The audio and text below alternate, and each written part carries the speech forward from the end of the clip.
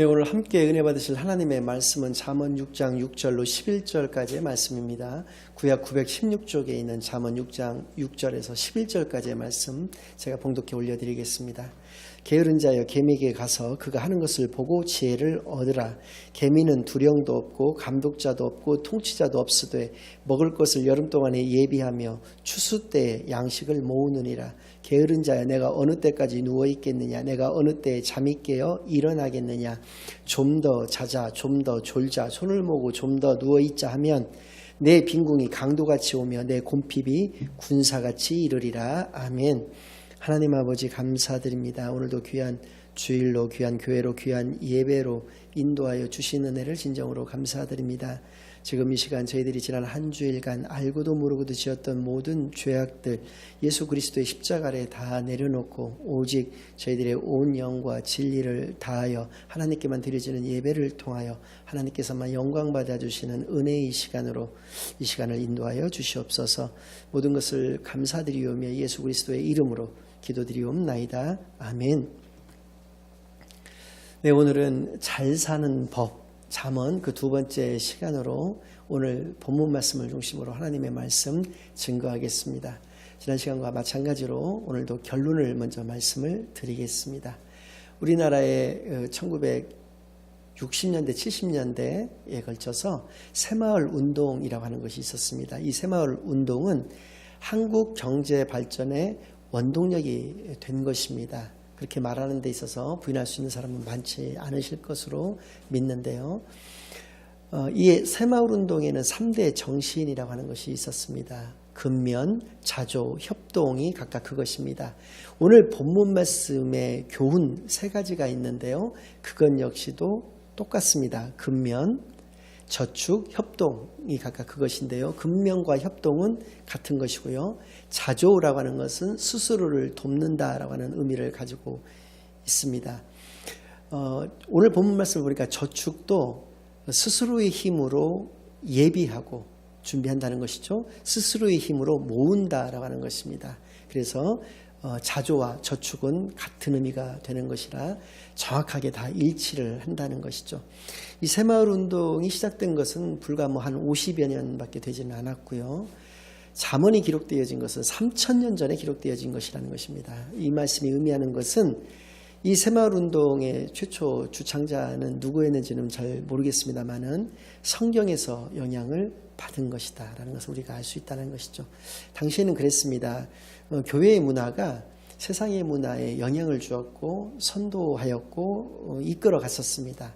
오늘날에는 반대죠. 오늘날에는 세상의 문화가 교회의 문화에 영향을 주고 선도해 나가고 있고 이끌어 나가고 있는 그런 안타까운 현실이 있습니다만은 아무튼 과거에는 그렇게 국가적인 큰 운동에 있어서나 우리 개인들의 일상에 있어서도 이렇게 하나님의 말씀이 우리 삶에 깊숙이 들어와 영향을 미쳤던 것을, 그리고 우리나라가 이렇게 경제적으로 부흥 발전할 수 있었던 것은 그런 성경적 정신에 입각한 그런 운동 같은 것들 덕분이었다, 이렇게 알 수가 있는데요. 이것이 바로 잘 사는 법이다라고 얘기할 수 있는 것이죠. 오늘 그 9절에서부터 11절 말씀을 다시 한번 보겠습니다. 게으른 자여 내가 어느 때까지 누워 있겠느냐. 내가 어느 때에 잠이 깨어 일어나겠느냐. 좀 더 자자, 좀 더 졸자, 손을 모고 좀 더 누워 있자 하면 내 빈궁이 강도같이 오며 내 곰핍이 군사같이 이르리라. 근면하라고 하는 것이죠. 바꿔서 얘기한다면 게으르면 가난하여진다라는 것입니다. 그러니까 너의 가난은 환경의 문제, 구조적인 어떤 문제로 인해서 그렇게 되는 것이 아니라 너의 게으름 때문에 그렇게 된 것이다 라는 것을 말씀해 주고 계시는 것이죠. 신약에 보면 예수님께서 우리에게 주신 달란트 비유라고 하는 것이 있습니다. 어느 날 주인이 먼 길을 떠나면서 세 종을 불러서 각각 5달란트, 2달란트, 1달란트씩을 맡겼습니다. 그리고 자신이 언제 돌아올지는 못 받지 않았고요. 한참 있다 이제 돌아왔는데 돌아올 때까지 그것을 잘 관리하여 줄 것을 당부하고 떠났던 것이죠. 5달란트, 2달란트, 1달란트, 그러니까 이 작은 양처럼 생각되실 수 있지만, 1달란트는 6천 데나리온을 의미하고요. 1 데나리온은 장정 한 사람이 하루 동안에 일하고 받는 품삯을 의미합니다. 오늘날의 화폐 단위로는 한 10만 원 정도 된다고 봤을 때 6천 데나리온은 6억 정도가 되는 것이고요. 그래서 5달란트는 30억, 2달란트는 12억, 1달란트는 6억 정도를 받았다라고 하는 것입니다. 5달란트, 2달란트를 받은 종들은 각각 2배씩을 만들었습니다. 그래서 10달란트, 4달란트 이렇게 만들었는데 1달란트를 받았던 종은 그것을 땅속에 파묻었다가 주인이 돌아왔을 때 그것을 꺼내서 주었습니다. 앞에 두 종은 착하고 충성된 종이라고 하는 평가를 받았고요. 이 1달란트 땅에다 파묻었다가 그냥 꺼내갖고 왔던 이 종에게는 안 한 것은 그것을 유흥비로 탕진했다든지 투자를 잘못해서 날렸다든지 그런 것은 아니지 않습니까? 그럼에도 불구하고 악하고 게으른 종아라고 하는 평가를 받았다는 것입니다. 즉 게으름은 악이라고 하는 것을 알 수가 있습니다. 성경에서는 악과 죄가 등장을 하고 있는데요. 죄는 인간은 누구나가 다 죄인이기 때문에 구원받기 이전에는 다 누구나가 죄인입니다.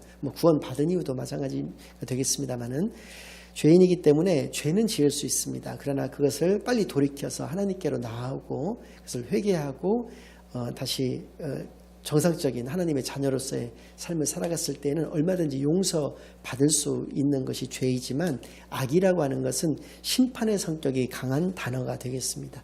이거는 돌이킬 수가 없는 단어라는 것이죠. 게으름이 그만큼 무섭다라고 하는 것을 우리가 알 수 있습니다. 8절에는 저축에 관련된 말씀이 나오고 있습니다. 먹을 것을 여름 동안에 예비하며 추수 때에 양식을 모으느니라 스스로의 힘으로 준비한다라고 하는 것을 알 수가 있죠. 저축을 하는 것도 7절에 보면 협동할 것을 또 말씀을 하고 계시는데요. 계미는 두령도 없고 감독자도 없고 통치자도 없으되 자발적 협력을 통한 공동체의 이익을 추구하는 것이 바로 계미다라고 하는 것을 알 수가 있습니다. 계미굴만 봐도 그렇습니다. 그 구조를 보면 굉장히 복잡하다고 하더라고요. 그래서 그 계미굴의 그 각 방들이 굉장히 많은데 방들마다 아주 질서정연하게 양식들을 잘 저장을 해 놓았는데요. 얼마나 또 그것을 잘 지었냐면 현명하기까지 하다는 것입니다. 비가 온다든지 해서 어느 한쪽 그 굴이 무너진다고 하더라도 다른 쪽 굴은 영향을 받지 않을 정도로 그 굴을 견고하게 아주 지혜롭게 잘 지어놨다는 것을 발견할 수가 있다라고 하는데 아무튼 간에 개미는 굉장히 협력적인 모습을 가지고 있다. 이것을 이 지혜를 배우라고 성경 기자가 분명히 우리에게 말씀해 주신다라고 하는 것이죠. 잠언 15장 19절 말씀을 보면 이런 말씀이 나옵니다. 게으른 자의 길은 가시울타리 같으나 정직한 자의 길은 대론이라라고 하는 말씀이 나오는데요. 게으른 자가 가는 길은 앞에 가시울타리가 있다는 것입니다. 그리고 정직한 자의 가는 길은 큰 대로가 있어서 거칠 것이 없다는 것이죠. 이 말씀이 의미하는 바는 크게 세 가지가 있습니다. 게으른 자는 앞으로 나갈 수 없다라는 말씀을 통해서 알 수 있는 것 세 가지는 첫째로 게으른 자는 준비가 되어 있지 않은 자라는 것이죠. 그래서 준비가 되어 있지 않기 때문에 두 번째로는 실력이 쌓여 있지를 않다라고 하는 것입니다. 실력이 쌓여 있지 않기 때문에 세 번째로는요, 기회가 오면 잡을 수가 없다라고 하는 것이죠. 그래서 이 말씀에서는 게으름과 정직을 대비를 시켜놨습니다. 비교를 해놓고 있는데요. 그러니까 게으른 것은 부정직하다고 하는 것인데요. 왜 그러느냐? 나의 삶에 내가 정직하지 못하다. 그것이 바로 게으름의 모습이다라고 하는 것을 알 수 있는 것입니다. 우리를 향하신 하나님의 꿈이 있습니다. 그것을 비전이라고 이야기합니다. 세상 사람들이나 다른 잘못 알고 있는 사람들이 이야기할 때의 비전은 내가 가지는 내가 희망하고 원하는 어떤 것, 내가 가지는 꿈 이런 것을 비전이라고 얘기하는데요. 성경에서 말하는 비전은 우리를 향하신 하나님의 꿈입니다. 그 비전을 이루기 위해서 우리가 해야 할 일이 세 가지가 있다라고 말씀을 분명히 해주시는데요. 우리 삶의 텍스트가 되어주시는 것은 바로 말씀인데요. 그래서 하나님의 말씀을 알아야 한다는 것입니다. 두 번째는요, 하나님과의 관계의 회복을 하는 것은 기도인데요. 그래서입니다. 우리가 기도 생활에 철저해야 할 것을 것을 말씀을 해주고 계십니다. 쉬지 말고 기도를 하라고 말씀해주고 계시는 것이니까요. 그리고 세 번째는 우리에게 주신 사명이 있습니다. 그것은 바로 전도인데요. 전도는 선택이 아닙니다. 명령하여 주신 것입니다. 그래서 그 전도라고 하는 것은 사랑의 결정판이기도 합니다. 사랑하지 못하면 전도할 수가 없는 것이고요. 전도하지 않는다는 것은 그 심령을, 그 사람을 사랑하지 않는다라고 하는 것을 의미하는 것이다라고 얘기하는 것이죠.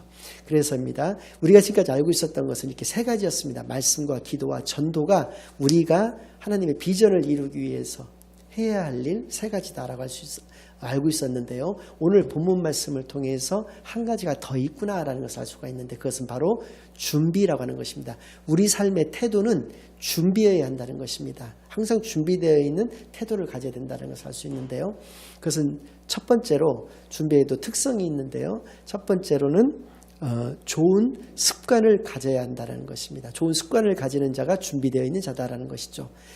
예를 들어서 새벽형 인간 같은 경우가 그렇죠.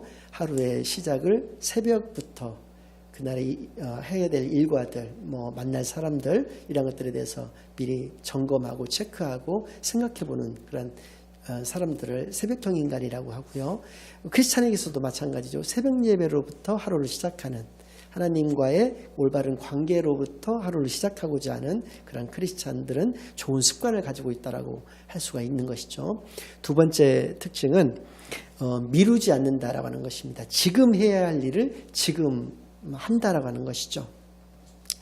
이 말씀을 통해서 본문의 9절 10절에서도 이 말씀을 우리가 알 수 있는데요.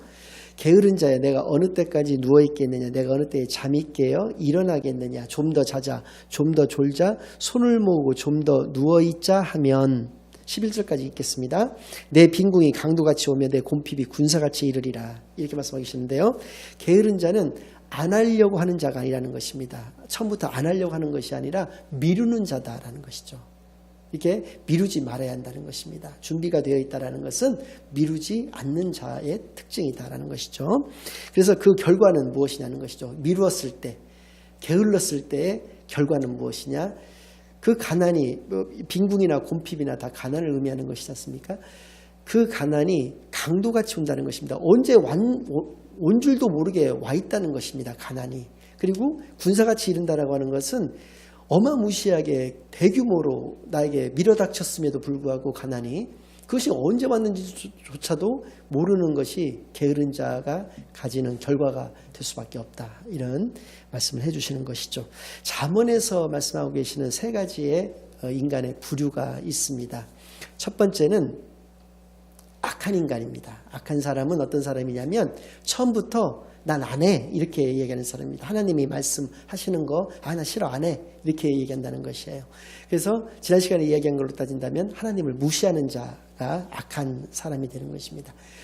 두 번째는 지혜로운 사람이 있습니다. 이 사람은 당연한 얘기지만 하나님의 말씀에 순종하는 사람이죠. 지혜 있는 사람입니다. 지난 시간에 이야기한 걸로 따진다면 하나님을 인정하는 자가 되는 것이죠. 마지막으로 세 번째는 어리석은 사람이 있다는 것이죠. 게으른 사람이 바로 어리석은 사람의 대표격이 되는 것인데요. 이 사람들에게는 반드시 이유가 있다는 것입니다. 무슨 일을 게으름을 피는데 이유가 있다는 거예요. 그래서 항상 이렇게 얘기합니다. 할 거야. 근데 나중에 이렇게 얘기를 한다는 것입니다. 미룬다는 것입니다. 잠언 26장 4절에서 5절 말씀까지를 제가 봉독해 올려드리겠습니다. 미련한 자의 어리석은 것을 따라 대답하지 말라. 두렵건대 너도 그와 같을까 하노라. 미련한 자에게는 그의 어리석음을 따라 대답하라. 두렵건대 그가 스스로 지혜롭게 여길까 하노라. 이 한국말에서는 약간 다르게 표현되어 있는 미련한 자의 어리석은 것을 따라 미련한 자에게는 그의 어리석음을 따라 이렇게 4절 5절에 나와 있는 이 말씀은 히브리어 원어로서는 토시 하나 틀리지 않고 똑같습니다. 미련한 자의 어리석은 것을 따라 하나는 대답하지 말라고 말씀하고 계시고요. 하나는 대답하라고 말씀하고 계신다는 거예요. 4절과 5절에서 각각 이 말씀이 의미하는 바는 뭐냐면 논리적인 오류가 있는 말씀이 아닙니다. 이 말씀은 게으른 자에게도 두 부류가 있다라고 하는 것입니다. 한 부류는 남의 말을 들으려고 하지 않는 게으른 자가 있다는 것입니다. 또 한 부류는 게으르지만 남의 말을 듣고자 하는 그런 게으른 자가 있다라는 것입니다. 그래서 남의 말을 들으려고 하지 않는 게으른 자는 교만하기까지 한 거죠. 그런 사람에게는 대답하지 말라는 것입니다. 왜? 너도 그 어리석음과 같이 논쟁을 벌이다 보면 너도 같이 어리석은 자가 될까 하노라, 이렇게 말씀하고 계시고요. 그 남의 말을 듣고자 하는, 그래도 나름 게으르지만 조금이라도 지혜를 가지고 있는 그 사람에게는 대답하라고 하는 것입니다. 왜? 그는 배우고자 하는 그러한 자세를 가지고는 있기 때문에 그렇다라고 하는 것입니다. 아무튼 이 26장 4절 5절 이 말씀을 통해서 우리가 알 수 있는 것은 문자적 해석으로 모든 상황에 이 성경 말씀을 적용해서는 안 된다라고 하는 것을 우리가 알 수 있습니다. 즉 그 상황을 잘 판단해서 말씀을 적용해야 한다는 것이죠. 이 잠언, 성경 말씀 대부분 다 그렇습니다만은 이 잠언도 일반적 진리를 말씀하고 계시는 것입니다. 그래서 어떤 특수한 상황에 빗대어서 이렇게 말씀해 주시는 것이 아니기 때문에 이건 지혜를 가지고 이 말씀을 적용해서 우리가 우리 삶 가운데에서도 적용하고 우리가 또 말씀을 증거할 때도 그런 식으로 증거를 해야 되는 것을 우리가 알 수 있다라고 하는 것인데요. 오늘 시간 관계상 다 말씀을 드릴 수는 없고요. 게으름에 대해서 말씀해 주고 계시는 성경 구절들을 좀 말씀해 드리고 결론적인 것들만 좀 말씀을 좀 드리겠습니다. 잠언 24장 30절에서 34절까지의 말씀을 보니까 게으르다라고 하는 것은 지혜가 없는 것이다 라고 하는 것을 우리가 알 수 있고요. 잠언 10장 4절에서 5절 말씀을 보니까요, 게으르다라고 하는 것은 뭐 당연한 말씀이지만 부지런하지 않은 것을 의미하는 것이다 라는 것을 말씀해 주고 계십니다. 잠언 19장 15절 또 24절 말씀을 보니까 게으르면 줄이게 된다는 것입니다. 즉 배를 골게 되는 것이고요. 24절 말씀은 특별히 재미있는 표현인데요. 밥을 이렇게 준비를 이렇게 되어 있는데 이것을 이렇게 거기까지 이렇게 갔습니다. 밥을 이렇게 먹으려고 갔는데 이것을 들어 올리기가 귀찮다라고 하는 말씀이 나오는데요. 게으르다라고 하는 것은 귀찮은 것이 귀찮다라고 하는 특징을 가지고 있다는 것을 알 수가 있고요.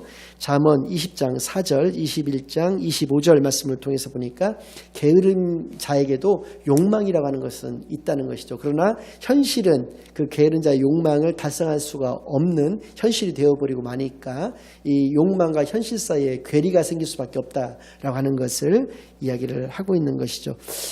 이솝이라고 하는 사람이 있는데요. 이솝 우화라고 하는 것이 굉장히 유명하지 않습니까? 개미와 배짱이 우화가 있었는데요. 개미는 한여름 동안에 열심히 일을 해서 양식을 모았고요. 배짱이는 뭐 어떤 악기인지는 잘 모르겠습니다만 하여튼 악기를 치면서 노래만 하고 있었다가 한겨울이 되니까 개미는 뭐 저축해 둔 양식으로 비축해 둔 그 양식을 먹으면서 지낼 수가 있었지만 배짱이는 굶어 죽게 생기니까 개미집에 문을 두드렸다라고 되어 있지 않습니까? 그래서 개미가 이렇게 문을 열어보니까 배짱이가 밥 좀 달라고 하니까 문을 꽝 닫고 그냥 가라고 이야기를 했다라고 하는 것이 이솝 우화의 원래의 그 원전입니다. 근데 이제 한국에서는 그것이 어떻게 번역되어 있냐면 문을 열고 부둥켜 안고 울면서 불쌍하게 여겨서 그와 함께 양식을 나눴다까지 이렇게 이솝이 원래 적어놓지 않은 내용까지도 이렇게 한국은 정이 많은 민족이다 보니까 그렇게 적어놨는데요. 그렇게 냉정하게 끝마치고 있는 것이 바로 이솝 우화의 개미와 배짱이 이야기라고 하는 것입니다. 그런 거 이솝도 마찬가지죠. 아까 새마을운동 말씀도 드렸습니다만은 이 성경 이 잠언에서 이 영향을 받아서 이렇게 우화를 만든 것으로 보여집니다만은 이렇게 현실과 욕망 사이에는 괴리가 분명히 게으른 자에게는 생길 수밖에 없다라는 것을 우리가 알 수 있다는 것이죠. 게으름의 원인이 두 가지가 있습니다. 오늘 그 성경 말씀에 있는 것인데요. 26장 13절에서 15절까지를 먼저 읽어드리겠습니다. 게으른 자는 길에 사자가 있다 거리에 사자가 있다 하느니라. 문짝에 돌적이를 따라서 도는 것 같이 게으른 자는 침상에서 도느니라. 게으른 자는 그 손을 그릇에 넣고도 입으로 올리기를 괴로워하느니라. 이렇게 말씀하고 계시죠. 게으른 자가 이제 밖에 이제 일을 하러 이제 나가려고 하다 보니까 길에 사자가 있다는 것입니다. 거리에 사자가 있다라고 하는 것입니다. 그래서 문에 이게 돌적이라고 그래서 문이 이렇게 고정되게 여닫을 수밖에 없지 않습니까? 뭐 더 이상 어떻게 움직일 수가 없는 것처럼 자기 침상에서 게으른 자는 빙빙빙빙 돌기만 한다는 것입니다. 뭐 그렇게 사자가 있기 때문에요. 근데 이 사자가 있다는 것이 거짓말이냐? 아닙니다. 사실입니다. 그런데 문제는 부지런한 자에게는 그 사자가 없느냐라는 것이죠. 부지런한 자에게도 그 사자는 있다라는 것입니다. 여기서 알 수 있는 것이 뭐냐면 게으른 자의 첫 번째 그 이유는 반드시 핑계가 있다라는 것입니다. 게으른 자는 반드시 핑계가 있습니다. 그래서 게으름을 합리화한다는 것입니다. 그래서 이렇게 만약에 부지런한 자에게도 있었던 그 사자를 부지런한 사람은 어떻게 했겠느냐라는 것이죠. 죽이었던가 그것을 조련해서 아무튼 그것을 어떻게든지 간에 극복하고 뛰어넘어서 자기의 할 일을 해나가지 않았겠냐라고 하는 것입니다. 그래서 어쩌라고가 이제 나올 수가 있는 것이죠. 게으른 자는 그렇게 핑계만을 댄다라고 하는 것입니다. 그래서 우리가 이제 삶 속에서 적용할 수 있는 것들이 그런 것인데요. 완벽한 상사, 완벽한 부하, 완벽한 조건, 완벽한 환경, 완벽한 가정, 완벽한 배우자, 완벽한 부모, 완벽한 자녀라고 하는 것은 없다라고 하는 것입니다. 우리가 핑계대지 말아야 한다라고 하는 것을 알 수 있는 것이죠. 두 번째는요. 26장 16절 말씀인데요. 제가 역시 읽어드리겠습니다. 게으른 자는 사리에 맞게 대답하는 사람 7보다 자기를 지혜롭게 여기느니라. 게으른 자의 원인 두 번째는 스스로를 지혜롭게 여긴다는 것입니다. 그래서 게으른 자는 어리석은 자입니다. 그래서 결과적으로 스스로를 죽이게 된다라고 하는 것인데요. 오늘 결론을 말씀을 드린다면 6절 말씀에 나와 있는 바와 같이 개미에게 가서 또 개미가 하는 것을 보고 개미의 그 지혜를 얻으라 이렇게 말씀하고 계시는 것이 결론이 되는데요. 두 가지가 있다는 것입니다. 첫 번째는 7절 말씀에 나와 있는 바와 같이요. 개미는 두령도 없고 감독자 없고 통치자도 없으되라고 말씀하고 계시죠. 자발성이 있다는 것입니다. 창의성이 있다는 것입니다. 그리고 독립성이 있다는 것입니다. 각각의 반대말은 무엇입니까? 피동적이라는 것이죠. 또 논리적이라는 것입니다. 논리적이라는 말은 좋은 의미가 아니고요. 손을 이렇게 놀리는 것, 손을 움직이는 것이 아니라 머리만을 쓴다라고 하는 것을 의미하는 것입니다. 그러니까 잔머리라고 하죠. 잔머리만을 굴린다라고 하는 것이죠. 그리고 독립성의 반대말은 의존적이다라는 것이죠. 이 말씀이 가지고 있는 의미는 문제 해결 능력이 그 사람에게 있는가 없는가입니다. 게으른 자는 문제 해결 능력이 없다라고 하는 것이죠. 그래서 자기 주도적인 삶을 살아갈 수 있느냐 없느냐 이 문제라는 것인데요. 크리스찬은 하나님이 주신 말씀을 기반으로 하나님과 늘 교제를 나누며 사명을 감당하며 무엇보다도 능동적이고 진취적이며 자기 주도적인 삶을 살아야 한다는 것을 이 말씀을 통해서 깨닫게 되시기만을 바라겠고요. 마지막으로 두 번째는 준비가 되어 있어야 된다는 것입니다. 8절 말씀에 먹을 것을 여름 동안에 예비하며 추수 때의 양식을 모으느니라 라고 말씀하고 계십니다. 즉 근면 성실한 삶을 통하여 실력을 갖춰야 한다라고 하는 것을 이야기하는 것인데요. 여기서 우리가 한 가지만 주의를 해야 되는 것입니다. 뭐냐면 선택적 게으름이라고 하는 것인데요. 신앙생활은 잘할 수가 있습니다. 그런데 세상에서의 생활이라든지 자기관리, 예를 들어서 뭐 건강관리 같은 것들은 잘 못하는 사람이 있을 수가 있다라고 하는 것인데요. 이것은 선택적 게으름 때문에 그렇다라는 것입니다. 모세가 있고요, 사무엘이 있고 다윗이 있고 히스기야라고 하는 사람이 있습니다. 모세하고 다윗과 히스기야는 왕이었고요. 모세하고 사무엘은 선지자들이었는데요. 이들의 공통점이 세 가지가 있습니다. 첫 번째는 훌륭한 신앙인들이었다는 것이고요. 두 번째는 훌륭한 지도자들이었다는 것입니다. 또 세 번째는 훌륭하지 못한 아버지들이었다는 것입니다. 모세는 게르솜이라고 하는 그 아들을 비롯해서 이제 여러 아들이 이제 이후에 생겨났는데요. 기억나지가 않습니다. 이 아들들이 무엇을 했는지에 대해서 성경에 전혀 기록된 바가 없고요. 알 수가 우리가 없고요. 또 사무엘 선지자의 아들들은 망나니들이었고요. 다윗의 아들들은 아주 폐악스러운 무리들이었습니다. 특별히 암논이라든지 압살롬 이런 압살롬 같은 경우는 반역을 꾀했고요. 암논은 자기 누이를 강간을 하였고 막 이런 아들들이었잖아요. 그리고 히스기야는 훌륭한 왕이었는데도 불구하고 그 아들 므낫세 15년 동안의 생명 연장 그 중에 낳게 된 그 므낫세라고 하는 아들은 아주 유다의 남유다의 왕 중에서 가장 악질적인 그런 악한 왕이었습니다. 그래가지고 이 므낫세 왕 때문에 남유다가 멸망하였다 이렇게 봐도 무방할 정도로 아주 악한 왕이었다라는 것이죠. 크리스찬은 훌륭한 신앙인이 되는 것은 기본이고요. 훌륭한 지도자가 되어야 됩니다. 빛과 소금의 역할을 감당하라고 했으니까요. 하나님이 보시기에 훌륭한 신앙인, 또 하나님이 우리에게 빛과 소금의 사명을 감당하라고 하셨으니까 훌륭한 지도자가 되어야 하는 것입니다. 그리고 무엇보다도 훌륭한 역할자가 되어야 한다라는 것입니다. 즉 내가 부모라고 한다면 부모의 역할을 훌륭하게 감당해야 되고요. 자녀라고 한다면 자녀로서의 역할, 또 상사라고 한다면 상사로서, 부하 직원이라고 한다면 부하 직원으로서의 그 역할을, 자기의 그 맡은 바 역할을 잘 감당해 나가는 자가 되어야 한다. 말처럼 쉬운 것은 아닙니다만은 저와 여러분들은 예수님의 그 주신 그 권능의 힘으로 주신 그 지혜를 가지고 일한 사명을 온전하게 잘 감당해 나가는데 부족함이 없는 자들이 다 되시기만을 예수 그리스도의 이름으로 간절히 축원합니다. 아멘. 이제는 우리 주 예수 그리스도의 은혜와 아버지 하나님의 극진하신 사랑과 성령 하나님의 내주인도 역사 교통하심이 잠언 말씀을 통해서 잘 사는 법에 대해서 깨닫고 그것대로 살아가겠다고 다짐하고 결심하고 돌아가는 모든 성도님들과 그들의 가정 위에 이제로부터 영원토록 함께하여 주옵시기를 간절히 축원하옵나이다. 아멘.